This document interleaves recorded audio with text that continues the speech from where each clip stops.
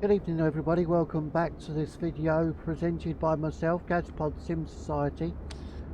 This evening we're going to have a quick look at an aircraft which I think is seriously underrated in the Captain Sim Boeing 717. It's a family derivative of the McDonnell Douglas Airbus MD-80, MD-82, 83 and the larger MD-88. But yeah, I think that this aeroplane is very much underrated. So yeah, now what we can do, we'll have a quick look around the, that's the cockpit, we'll have a quick look around the outside, if I can remember where my drone camera has gone. There it is. As you can see, I do have chase plane, which is in my opinion an absolute must kind of thing that you must have. Now looking at the details, I think personally, as it's intended to be an intermediate level plane, I can't see too much wrong with that, to be honest with you. A lot of people will be picky over the quality of the details, but in my opinion, you know, it's befitting of the airplane and the price bracket that it truly represents. So there we go. Let's jump into the cockpit and we'll take a quick look at that as well. I've just jumped outside, haven't I? I was in drone view. So this is the cockpit. So we've got our overhead panel there and our various screens. And as you can see, it's very much McDonnell Douglas. It appears to be fairly heavily based on the MD-11, but it's a much smaller variant. And this one, we do actually have a passenger cabin as well. I've made my own GSX profile with this as well, because some of the doors and what have you didn't quite match up to what I was hoping for to achieve. So there we go. So we've got ground power, so let's get things established, and I'm going to take you guys with me on a short run from here up to Seattle. We're currently sat on the ground at Portland International. We get the battery on, we get the ground power on. Now the thing I always generally do from now is I'll go ignition and starter pump, and then we'll get the APU going as well. So over to run, over to start, and then if you have a look down there, you can see that the APU is spooling up. If you don't follow the steps exactly as I've just done there, as in, you know, don't touch anything else and go straight to ignition, start a pump, and then start the APU, sometimes there is a bit of a risk of the fact that the APU won't start. So that's a little bit of a key kind of workaround. So APU's up, we can come off ground power, we'll put the air on, and then we'll just check everything out above here, and that's fine. We'll put the bleeds on, we'll put the packs on just for now, to get some temperature control into the cabin. Nav lights can go on, high intensities can go on, because we're in the day, and that's literally all that we will need to do. Now, one of the things that you also is the fact that you manage the weight and balances through the FMC. Now you'll see there's a route already showing. Now, what this also allows you to do, if you put a route in the map or through the EFB before you spawn in, it will automatically populate that into the inbuilt FMC, which is actually quite a helpful method. It can also, via SimBrief as well, go in the SimBrief dispatch. Mine's not signed in right now. But if you go into your flights, you can import the flight into the EFB, and then from there, if you go EFB route request, it will copy your route straight into the computer. So there's no real need to sit there doing any significant amount of keying, which is kind of cool really. So there we go. Right, the flight number today is B717. That's what we're going to go with. and we'll get our passengers done as well. So if we go into menu and then settings, you'll find there's all sorts of different things here that you can control. So this, you'll find there's no tablet on this, but all of your controls are actually done here through the FMC, which I think is quite a unique and kind of handy way around doing things. Cockpit lights, you can control the dome lights and everything else. That's very useful at night. Miscellaneous, you've got your doors, your cabin door, your service modes and so on and so forth. So if we go boarding mode, for example, it will automatically set the aircraft up ready for boarding. So the door opens, the stair deploys, and the two the two doors for the what's it name also deploy it as well.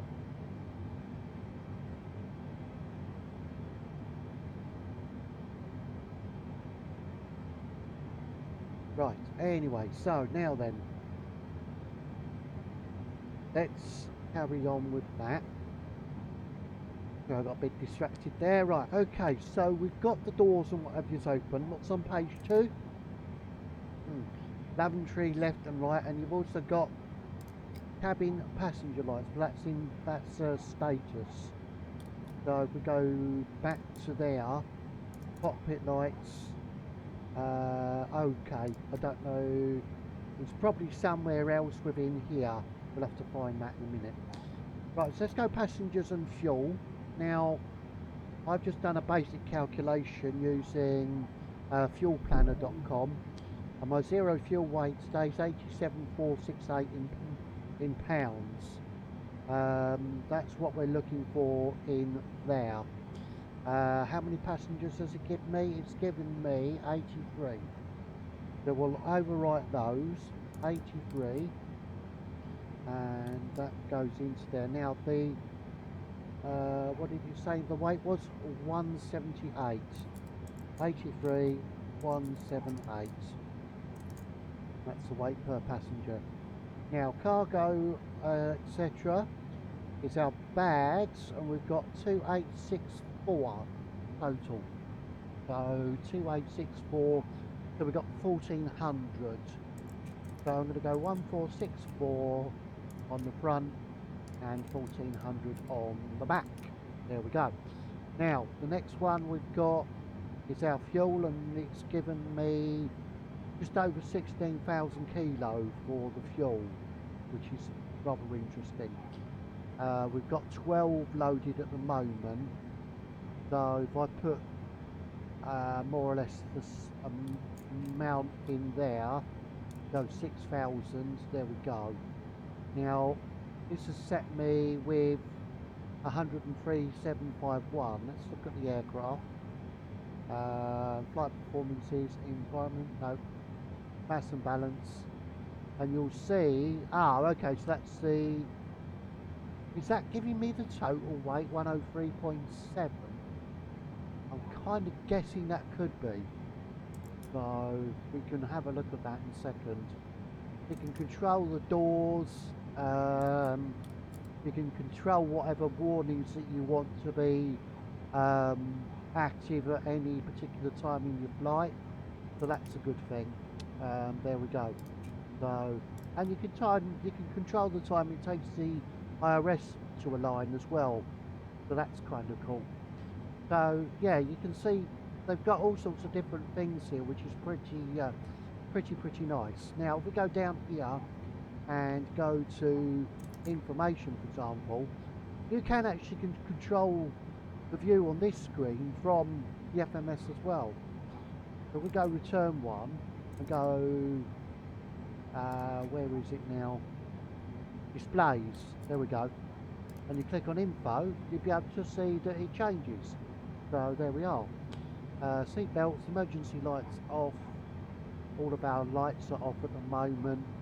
83 passengers for £14,000. So information again, and that will show us our cargo weights and so on. Takeoff weight 103,741. Okay, so that has got to be the total weight, and it's showing the fact that we are fairly heavy at the moment. We've got nigh on, you know, probably just over 80% of fuel and around 80% of max passengers. So we are fairly heavy at the moment, so that's fine. Then we'll go back to engines. You've got information, which is where we were. Menu, where you can actually, if you alt click, you can control the doors in there as well. Consequences, that's not modeled. Status, the status of everything, nothing showing. Hydraulics, what hydraulics is. Electrics, air, and that is your current position with the air. We've currently got 21 in both compartments. And then our fuel, showing our total fuel. Yeah, okay, so that makes sense. So it's giving me a gross weight now of 103,730. So there we go.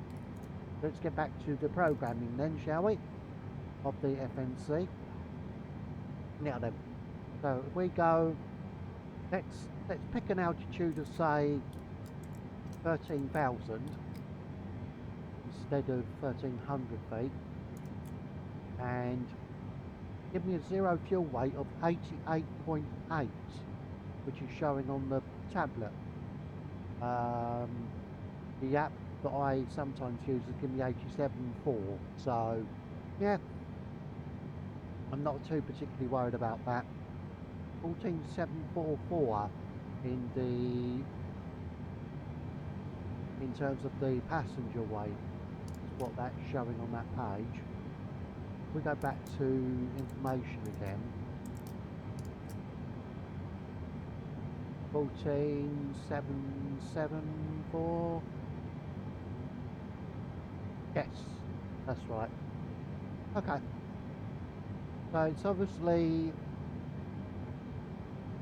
dry operating weight for 69,830. Okay. So it's obviously slightly different, but I'm not that particularly worried about that. Yeah, 67.5 dry weight, so a couple of thousand out there. So that accounts for that. So that's fine. So that's automatically populated, and that's pretty much correct. 612.8, yes, that's correct.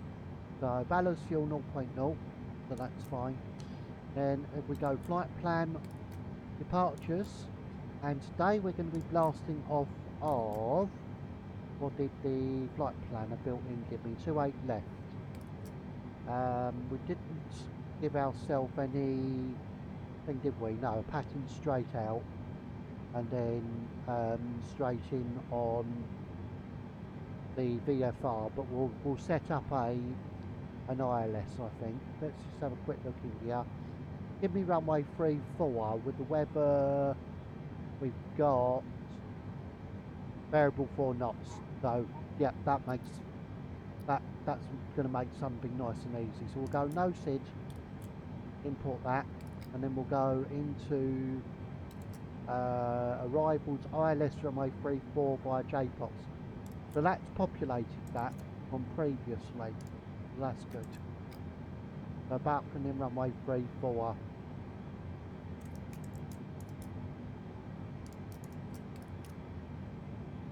And you've got above 7,000, 6,000 and so on and so forth. Cool, okay.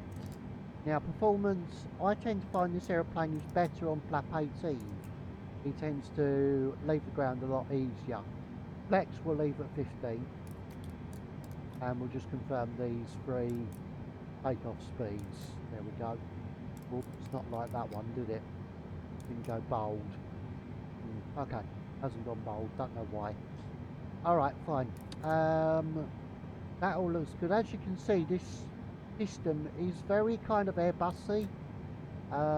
So yeah, they've used bits and pieces of various airplanes. I mean, talking to the Airbus, this one also takes its engine sounds, etc., from the very first original Airbus A320 that came out with Microsoft 2020. So That's kind of cool, isn't it?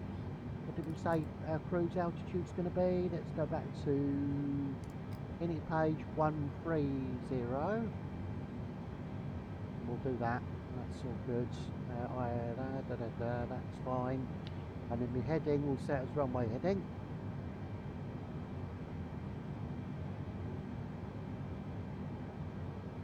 292, 281. There we go. Cool. Okay.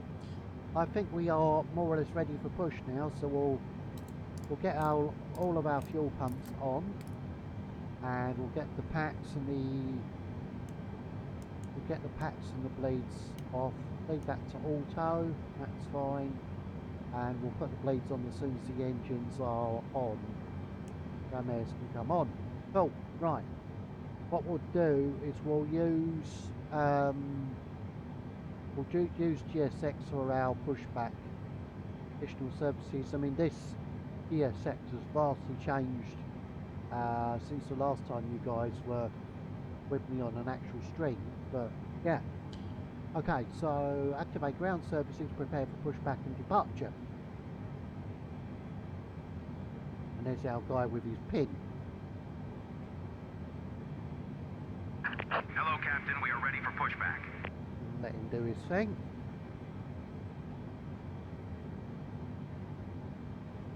Whilst we're waiting for him to connect everything up and so on and tell us we're ready, we'll just take a quick look at this. We'll zoom out, and there's our very, very basic flight plan, just as a kind of like Departure checks completed. Bypass pin inserted. cold and dark, and just to show you how to get this going, and also to show you the fact that the systems are in actual fact deeper than what some people make them out to be. So yeah, let's go Locking gear. into you. Oh, the other thing we need to do, of course, if we're about pushback, we need to change the there's a little graphical glitch there where you can see the pin. Now then, where are you? It's in settings, isn't it? Now it says it's got ACARS. Load sheet. Okay, yeah, that's fine. PFD's work in progress. ACARS.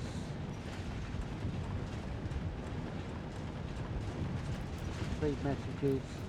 Okay, I think that's probably where if you do things like try and request things like the ATIS and so on. So they're obviously looking at that as something that they're going to do eventually. Right, go settings, and we'll go miscellaneous, yes. So we'll turn that back to normal, back to off, that's fine. And we'll release the brakes. Oh, which way do we want to push? We want to push nose to the left, I think. Let me have a look at where we are on here. There we go, that's where we are. And we're taking, yeah, so we want the nose to the left then. When you push back, nose left. Release parking brakes, please. Now we can release the brakes. Commencing push. All engines clear. Start at will. I don't quite know what's going on there with the audio, but I guess it's something to do with the pushback. We'll see what happens after we're pushed. So there we are. Right, so let's get started then. So engine 2, this is my own standard procedure. I normally go engine 2 then 1. Seat belts and no smoking's are set to automatic, so that's fine. Beacon lights will come on, now we're powering up. And you see the engine is now coming up, 16. We'll throw the fuel in. Fuel flow.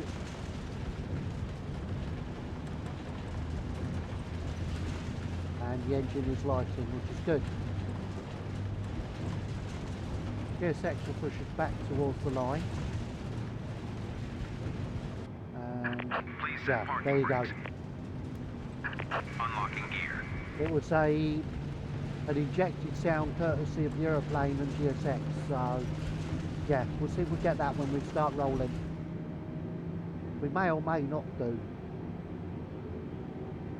And let's see now, where are we? Map, isn't it? Yes, that's map. Now, seems to me as though we have. Okay. Yeah, so it only allows a limited amount of zooming in. So you may be able to hear what I meant about the engine sounds. So let's get engine number 2 going now.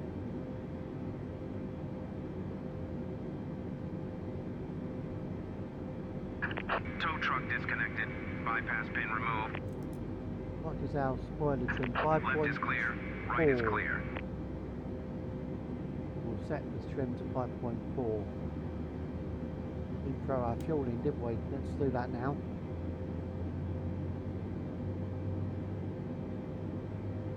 Fuel flow is going, which is good.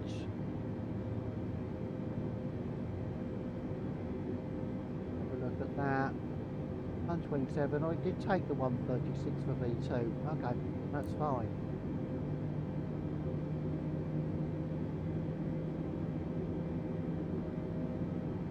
N1's rising. We've got 18%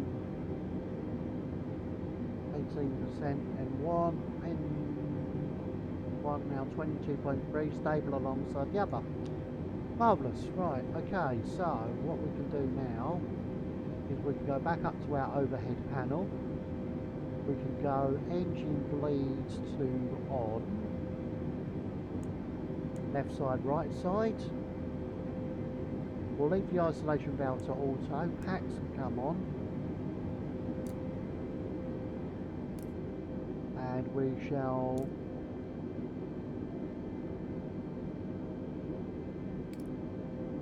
right and left side generators to on. There we go. That was nearly a skill issue, wasn't it? Right, okay, that's fine. Okay, so ice protection, windshield, anti-fog. I don't think we're going to need all that malarkey today. Let me just check the information in Seattle.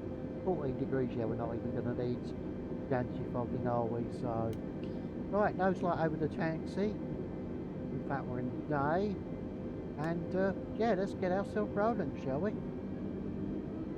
See if we get any of those kind of rumbling sounds when we taxi, which I'm not too sure we will. No.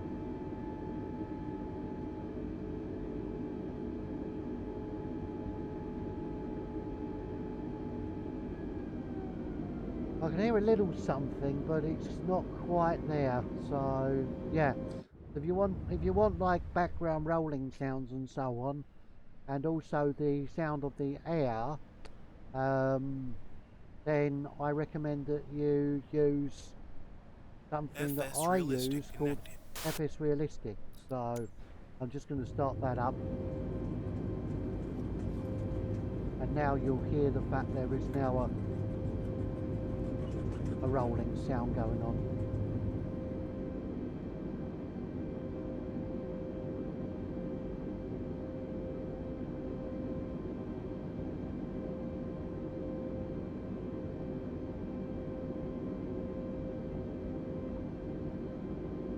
There is also another page that shows the status of your brakes and so on, but I don't think we should go right here, shouldn't we? I don't think the temperature, etc., where the temperature goes up as you brake, particularly on an arrival, I don't think that's modelled as yet.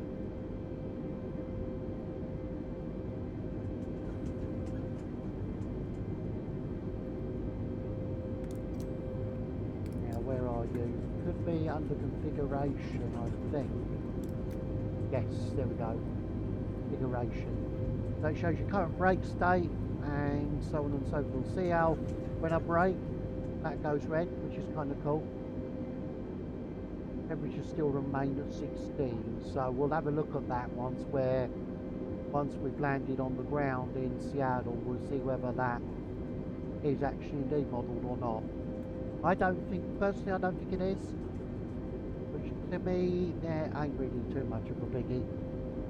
This is one that I like to just pick up and fly, and I enjoy the simplicity of it as well.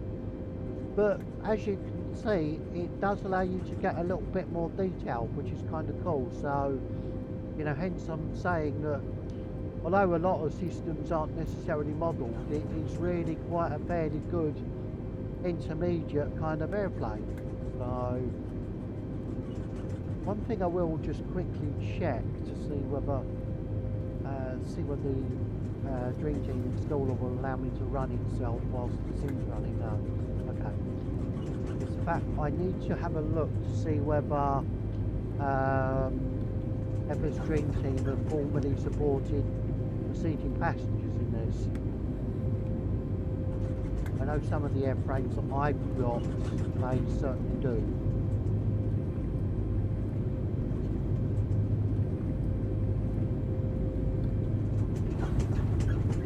You can hear that kind of nice kind of rumble.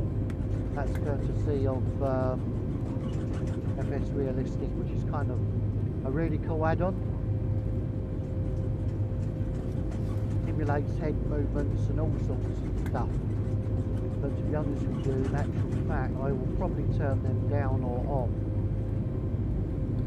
Yes, I have got movement off actually. So, given the fact that I've got chase plane, and chase plane allows you to do this. Flyby views and also tower views, which is kind of cool. It introduces a totally new camera system to the sim, and it wipes the camera key commands from the sim and replaces it with its own commands, which you can highly customise to however you like them. You can import various viewpoints from other members of the community as well, which is kind of cool. And even on this plane, there are a handful of community views that people have created. So let me know in the comments below this video if you would like me to share my views for this particular airplane. Right then, so we're out onto the runway. We'll just briefly stop here a moment to allow us to do a little tiny bit of setup. There we go, brakes are on. So now we can go, that one's on, and landing lights extended, that's fine. And then we've got logo. Yeah, we'll put that one on, even though it's daylight. And strobe light, where did I see you? Should in theory have the strobe light on. I can't remember where I saw it. I'm sure someone out there will be watching this video and be screaming at their telly because they've just seen it, but I haven't picked it out yet myself. It's rather interesting. Yeah, definitely can't see it on there, so yeah, kind of odd. I'm guessing it probably is there somewhere. I would have thought it might have been there with the additional lines, but maybe not. Okay, curious. Not on that side of things either. Yeah. Circuit breaker lights, emergency lights, landing nose, wing and nacelle lights, ground floods, logo, nav. I'm wondering whether that is it there, high intensity, who knows. Anyway, let's let the brakes go, let's get going, shall we? Throttle's up. Flats, why are you moaning about oh, Christ. Kill issue! Somebody didn't deploy their flaps for takeoff, did we? Bad pilot. Okay, set flaps 18. We'll just wait for that arrow to disappear. There we go. Now we're at flaps 18. A quick little check on the outside. Yep. Cool, now we're ready. See, those alerts are there for an obvious reason, you see. and we'll get the takeoff power set to more or less where it's advising us, and we're on the roll.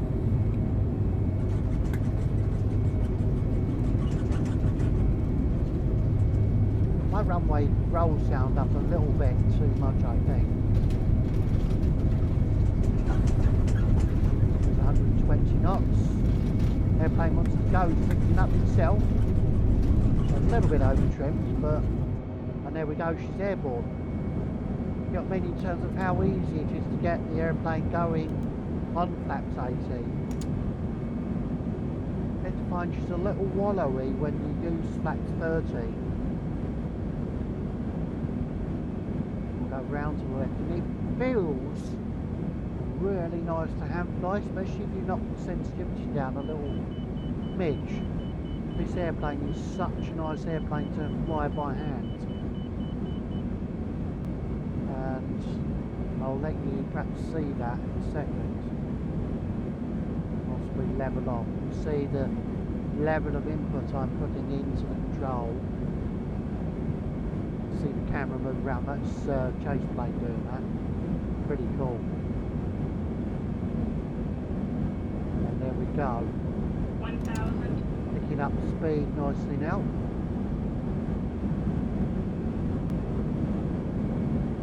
And let's get the climb going as well. You know what? That could be FS realistic that I've got maybe turned up a little bit too much. Turn that down a smidgen, there we go.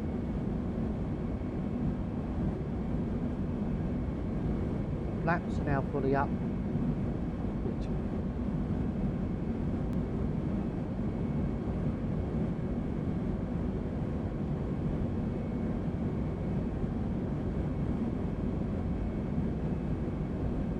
So that's at least how to get the bird in the air. We'll go on to our autopilot. Now, if you want to keep the thrust control in manual mode, you'll see when we go to autopilot mode, the fact that it will try and control the throttle for you. If we go autopilot, we'll go nav mode, there we go. You'll see the throttle control has Stabilizer motion. gone on to automatic mode, has it not? Or has it? Yes, even though I'm moving the controls, it's controlling the power. So all we do is go on this one on the end here, pick it once, twice, and there we go, you've now got manual control back again. Sometimes I prefer that, sometimes I feel that the automated control is a little better. But for this, we'll leave you back in automatic control, climbing at 256 knots. So yeah, what I'll do is we'll come back to this video in a bit once we are for part 2 of the Let's Fly the Boeing 717 video, and yeah, we'll do that as we are on our descent, passing down through 7,000. So join me shortly for video 2.